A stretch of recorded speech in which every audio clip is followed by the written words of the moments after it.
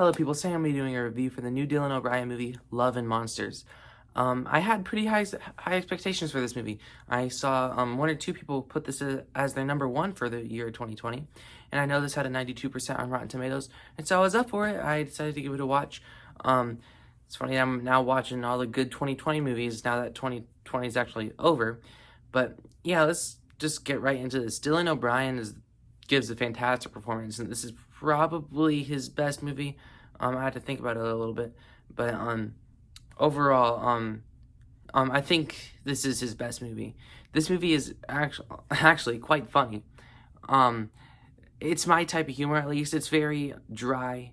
And it's the type of humor where it's just Dylan O'Brien talking to himself the whole movie, and him muttering little comments to himself, and that's my type of humor, and I think it really worked with his character and with this movie, and I did get quite a lot of chuckles in as well. I love how interesting this world is about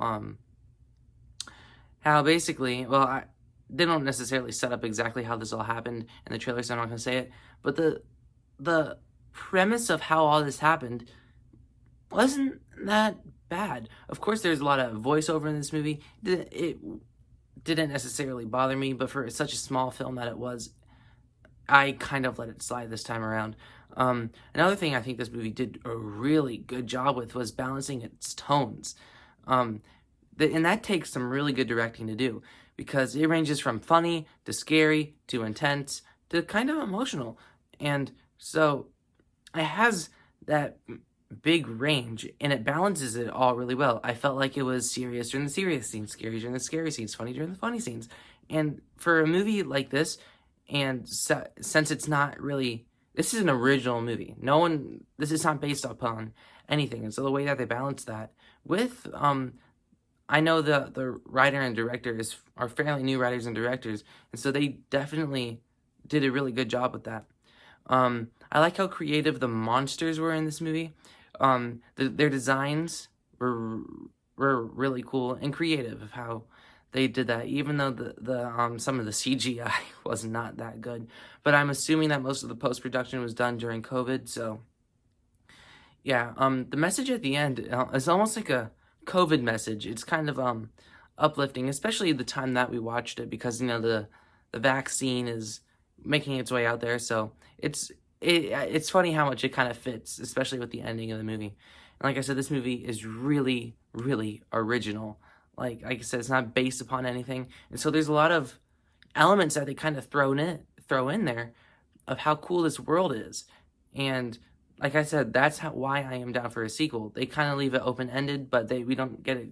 It's conclusive, but we don't necessarily get a conclusion to it. So I am down for a sequel to this, though I doubt we're going to get one, just because it was released during COVID, so it probably did not make that much money. But but this movie almost lost me at the end, especially with the final battle. It's not just, I would say third act, but the battle in the third act that was supposed to be the action climax of the movie, where it's the most adrenaline pump, really did not work for me. It's because the movie tries to throw an antagonist at you for like the last 15 minutes of the movie. Because for a second, as soon as we get into the third act, I was like, okay, we're getting all this setup, and then all of a sudden you realize that setup was just there to throw in a new antagonist. Nothing that really felt that important to the story that we were watching already. And because the antagonists in this movie are terrible. They're not memorable at all. Of course, their overall plan is kind of creative for this world, but it's no different than just the average villain that you'd expect in the zombie world.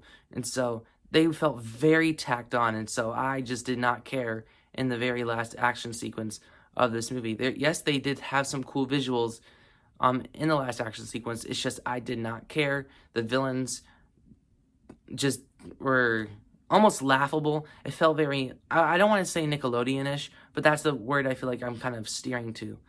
But yeah, that's my biggest problem with the movie. That final battle, it was really starting to losing me. And I remember thinking to myself, are we really taking this much of a turn? I really think the movie misstepped itself. This is not the score I'm gonna give the movie, but I'm gonna say if they made a final battle that didn't really have any antagonist at all, and it was just story based, and it was just about Dylan O'Brien's character overcoming his fears of the outside, and maybe kind of throwing in some action at the end. I would have probably given this movie like a 9.1 out of 10.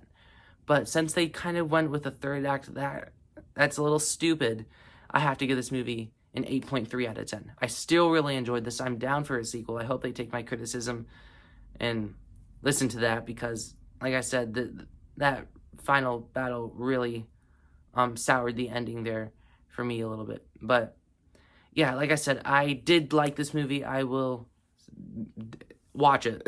In a movie that we have, in a year or time, I should say, that we don't have that many movies, this is definitely a solid watch. I liked it for the most part. It's just that ending really did throw me off guard. But yeah, go watch this movie. I don't want to seem like I don't like it. It's just the final battle just didn't work for me at all. But everything else before that was really strong, original, creative, and funny. So yeah, anyways, that's my review for Love and Monsters. So like, share, subscribe, and stuff like that, and adios.